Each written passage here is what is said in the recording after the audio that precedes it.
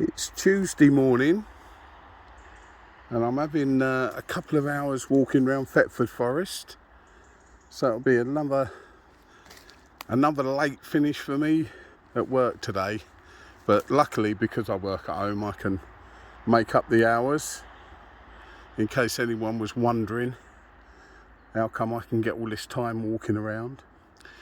But we're going to see what we can find today. After the weekend there might be a few Boletes and stuff around, so let's have a little wander and see what there is. Well, here we've got this lovely little group of puffballs. Lovely fresh little puffballs. There we go.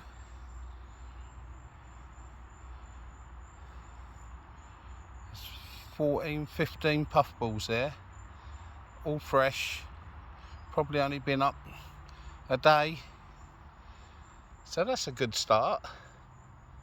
That's a very good start for the morning. Nice to see. Here we've got a lovely little blusher. Come up through that leaf litter. There's quite a few bits about this morning, but a lot of things are drying out because we haven't had any rain now for a week or maybe more. So let's carry on and see what else we can find. Here we've got the first stinkhorn of the morning. Here's a nice one. Still got a lot of his stuff left, his spores. Oh, we've got another one here. Look, the other side. The other side of that stump, we've got a second one. So that's two stinkhorns right beside each other, waiting for the flies to come down and take them spores away and spread them all over the forest for them. So let's carry on, see what else is in store. Looks like we've got a nice bolete here. So far I've found hardly anything, so I'm guessing that's a nice one, but I'm guessing the weekend has been busy and everyone's been out with their buckets and bags, and as I told you last trip, I saw people with carrier bagfuls of boletes and stuff, so I'm afraid it will gradually get harder to find these. And this morning I would have had a couple by now, and this is the first one, so here's a nice example, nice and dry, be perfect for slicing and drying this afternoon. So I'll carry on, see what else we've got in store.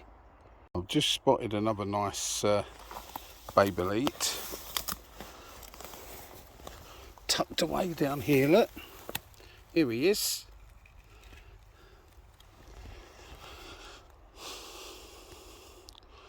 Another nice one. He can come in the basket and he can come back with me. There he is. Probably come out yesterday. Nice and dry. We've had no rain, so them caps are not slimy at the moment. So let's see what else we can find. Well, here we got number 3 of the morning, number 4, number 5 and number 6. So we got 4 right on top of each other here. No wonder the smell was so potent. Oh, let me get away from this area. Well, here we've got another one, another stinkhorn hiding. There he is, and right next to him is another. They're all quite fresh this morning. What's that, 7 or 8 we've found so far? It's definitely a stinkhorn morning. There we go. Just look at these 3 beautiful big puffballs. Look at those. Aren't they lovely? They are really nice. Look at those. You can see every little detail on those caps, look. Always nice to find puffballs coming out of the moss. So let's continue and try and find some more bits and pieces. Here we've got a lovely young yellow field cap. There you go. And a mature one beside him. Always finding these in this long grass. They do love long grass. So let's carry on, see what else there is. We've got a lovely little blusher just coming out here. Really nice little blusher just coming up from this mossy grass. There are 2 or 3 bigger ones further back. So I guess this is a good area for them. So anybody collecting blushers, you need to get over here.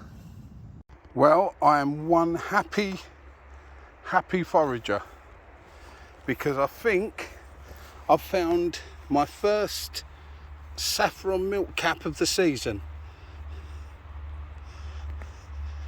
Yep, there we go. Beautiful saffron milk cap with those pitted marks on the stem and that lovely circular pattern on the top on the cap. Most milk caps, when you damage them, will give out that white. Let me turn this way a bit, that's better. The sun's really shining. But most of them, when you damage them, will give out that white milky fluid. But the saffron milk cap, that produces an orange fluid when it's damaged. As you can see on them, that split there, see how orange it is? And it will be on my fingers, look there on the end of my finger. Beautiful, beautiful edible.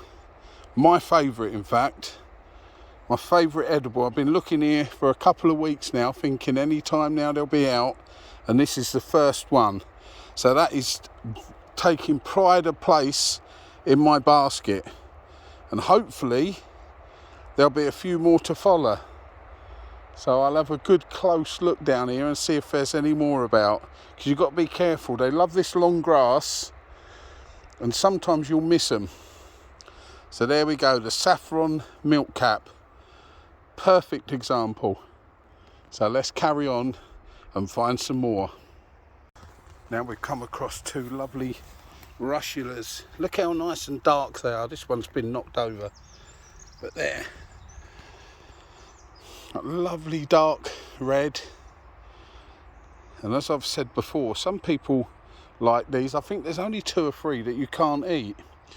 But the test, I don't know if I've told you before, the test is usually to just nibble a tiny bit of the cap, chew it in your mouth, lay it on your tongue for about 20 or 30 seconds.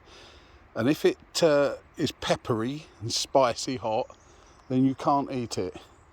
But if it's not, then it is edible. That's one of the tests. But I warn you now, unless you're 100% sure and confident, I wouldn't eat these. But there you go, 2 lovely examples. Nice rosy red. This one obviously has been knocked off.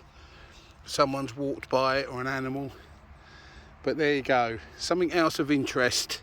So having a good morning. Here we have a parasol, a young parasol. You can see that snake skin effect on the stem, whereas the shaggy parasol has got a plain stem. There you go. So that's going to be a nice parasol for somebody to eat when it comes out, when it develops into that big flat cap. So let's carry on. I've already found another saffron milk cap, so we'll see if there's any more about. They're my luxury favourite mushroom. Well, it looks like we've got a couple of maybe larch boletes, but I'm not sure. This one's been knocked over. So let's have a look at him. Yeah, it could be a larch bolete, but it's not quite as yellow stem as normal, but I've got a funny feeling that's what it is. But you can always take them home. Take one home, remember what trees you found it near, have a smell, check it up in your books, see what they all say. It's the only way to learn, it's the best way to learn. And then the next time you find one, you'll know for definite what it is, instead of umming and ahhing every time. So I might take this back with me, because it might not be a larch bolete, although it does look like one to me. So I'll carry on and see what else we can find. Here we've got the usual cracking bolete. Nice big one there. Another one there. But I'm not going to take any of those. I'm happy with what I've got in my basket this morning, so we'll leave them for somebody else. And we've found this lovely shiny capped russula. There he goes. Looks like the slugs have had a little go at him, but what a lovely colour, and he's quite a big size as well. The russulas have got some lovely colours, yellows, purples, pinks, reds, crimson, real dark like these. And when it rains and they're wet on the top, they're shiny like a lollipop. But there you go, another russula, brittle gill. Well, I've had a lovely wander this morning, picking up a few mushrooms. So pleased to get them saffron milk caps. As you can see, they're in the basket. There they are. I think we've got 5 nice big size ones. And you'll see that green colour. If I get one out and show you, the others have not got it, but this green one, which is this is a bit older, but is where I touch the gills, look, you'll see it, the green bruising. But that's nothing.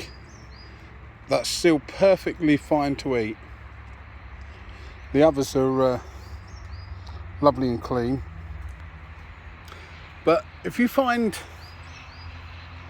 an example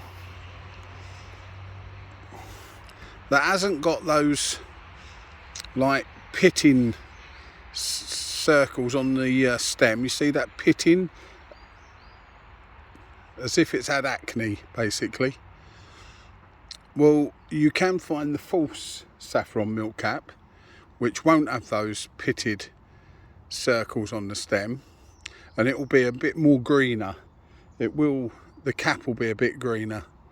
This is a proper saffron milk cap, but the false one is just as nice to eat, perfectly fine to eat. So basically they both bleed that yellowy orange milk, whereas most milk caps have got white milk. They lactate with a white liquid rather than a orange liquid. So, and don't forget that circle, see those circles going into the centre, gradually circles all the way around that cap. So that's your saffron milk cap. And that is a lovely edible mushroom. That is my favourite mushroom to eat, without any doubt whatsoever. And I'll be frying them up tonight, I think, or tomorrow. They'll keep in the fridge okay, and they'll make a nice meal. Mix them up with a few bay boletes and some shop bought mushrooms. And you can have garlic, just fry them in butter with garlic, or you can have a cream sauce. And I keep saying that I'm going to do a little video of how I cook them, which I will, I promise. So there you go, it's been a lovely morning. As you can see, the sun trying to get through them trees opposite, them beech trees. Been a lovely morning.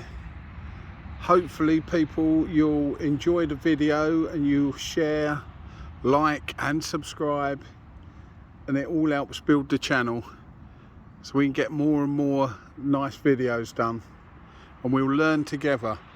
And people who are taking their dogs for a walk, or people who are out on a Sunday afternoon walk with a family, will have a start to get an idea of what some of these mushrooms and fungi are that we all see. So we'll all learn together, because I'm only learning myself really. So let's get out there and see what we can find. So all that's left to say is have a lovely Tuesday everybody, enjoy the nice weather and keep your eyes open.